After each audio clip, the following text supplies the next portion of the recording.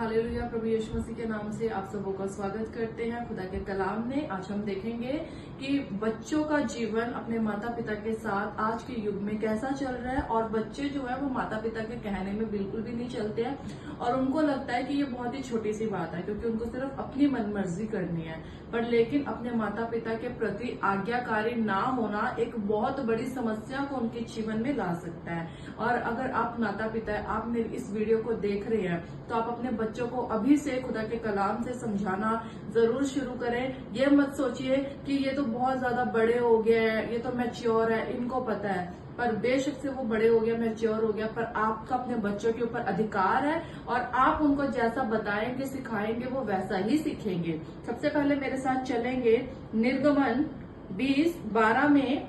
जब हम परमेश्वर को देखते हैं, जब उन्होंने मूसा को 10 आज्ञाएं दी, उनमें से एक मुख्य आज्ञा ये थी, 12 में लिखा है, तू अपने पिता और अपनी माता का आदर करना, जिससे जो देश तेरा परमेश्वर यहोवा तुझे देता है उसमें तू बहुत दिन तक जीवित रहने पाएगा। आमीन। यानी कि जो परमेश्वर ने हमें देश दिया, इस देश में रहने के लिए भी हमें अपने माँ बाप की आज्ञाकारी होना बहुत ज्यादा जरूरी है। वो आज्ञाकारिता हमें एक लंबी आयु की ओर लेके जाती है। परमेश्वर के भी आज्ञाकारी, परमेश्वर के बाद अपने माता पिता के आज्ञाकारी होना बहुत बहुत बहुत ज्यादा जरूरी है। आज्ञाकारी ना होना, अपने माता पिता के कहने में ना चलना हमारी आयु को छोटा कर देती है। हमारी अपनी मनमर्जियां हमें सही गलत का पता नहीं लगने देती है, वो हमारी उम्र को छोटा कर देती है। पर जब हम परमेश्वर के आज्ञा के अनुसार अपने माता पिता के आज्ञाकारी होके चलते हैं, तो खुदा का वचन यहाँ पे कहता है कि जिस देश में तू रहता है उस देश में तेरा परमेश्वर तेरी आयु को बढ़ाएगा। इसके साथ ही मेरे साथ एक और वचन परमेश्वर का लय व्यवस्था 19:3 में लिखा है, तू अपनी अपनी माता और अपने अपने पिता का भय मानना और मेरे विश्राम दिनों को मानना। आमीन। अपनी अपनी माता और अपने अपने पिता का भय मानना। और आजकल के यूथ को लगता है कि हम तो किसी से नहीं डरते हैं, हमारे पास अपना फोन है, पूरा टाइम फोन पे लगे रहो, पूरा टाइम इंटरनेट पे लगे रहो। उनको नहीं पता है कि हमें अपने परिवार को समय देना चाहिए, अपने माता पिता के भय में रहना चाहिए। अगर पेरेंट्स बोलते हैं कि फोन रखो, सिर्फ खाने में ध्यान दो, तो वैसा करना चाहिए। अगर पेरेंट्स रोकते हैं कि कहीं बाहर नहीं जाना है, तो वो आपकी भलाई के लिए करते हैं।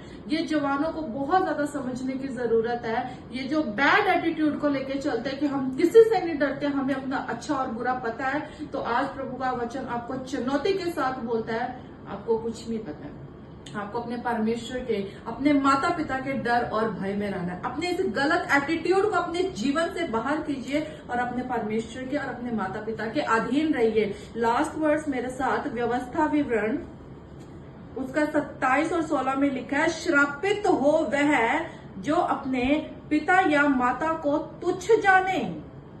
प्रभु कहता है कि श्रापित है वह जो अपने माता पिता को तुच्छ जानते हैं। क्योंकि जब बुजुर्गी की ओर पेरेंट्स बढ़ते हैं और जब बच्चे जवान होते हैं, तो वो अपने जवानी के जोश में इस तरह से भरे होते हैं, उनको लगता है इन्हें क्या पता, ये तो बुढ़े हो गए। अपने साथ ले जाना भी पसंद नहीं करते हैं, उनको लगता है इनका पहनावा अच्छा नहीं है, हमारी पर्सनैलिटी डाउन हो जाएगी अगर इनको लेके जाएंगे।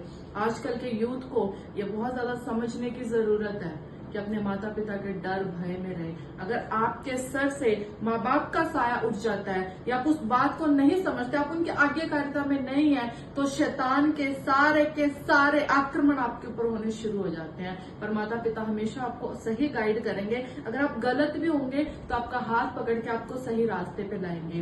प्रभु इन वचनों के द्वारा आपको बड़ी आशीष और बरकत दे और अपने माता पिता का आदर करते रहे। सबको जय मसीह।